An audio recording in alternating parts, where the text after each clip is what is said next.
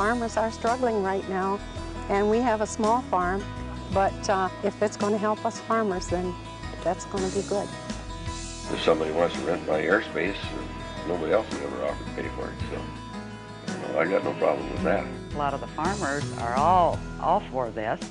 I think they were very pleased on how they were put up.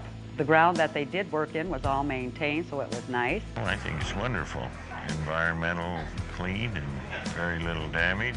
I'm not very good with words, but we're very pleased with the people we've been working with.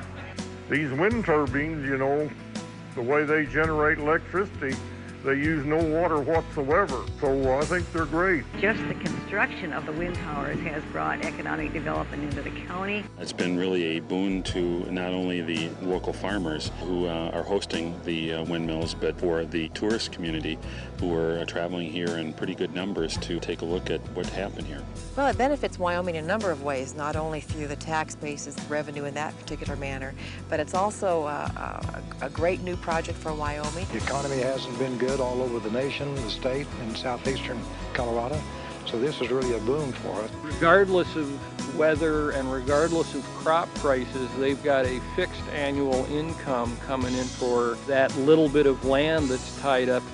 I'm a researcher at a university, so needless to say, I ask a lot of questions, and I had a lot of questions about this project from the get-go. The amount of land was one of the questions that I had, because this is prime farmland, and you want to keep as much in agriculture as you possibly can.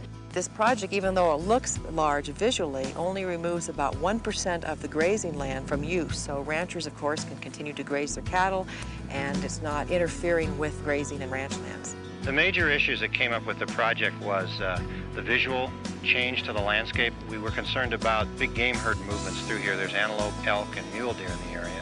We want to try to understand if the operating turbines would affect those animal movements. We discerned that the community around here was not overly concerned about the visual effect. We've had the company paint these with a non-reflective paint so they don't shine or glisten. The big game herds, while they use this area, this isn't a critical area for them, and we just really don't anticipate that they'll be affected greatly by the turbine operation. While the blades will be turning constantly, we expect the animals will habituate to that. Anything that people do has an effect on the environment, and they've worked really hard to minimize that effect. We have a long time commitment of working with the environment, and this project, of course, goes hand in hand with that. I think everyone should be concerned about our source of energy and where we're going to get it from. And wind power, to me, is an excellent form of energy. If we can generate energy here, my goodness, we better be doing it. We better be doing more of it.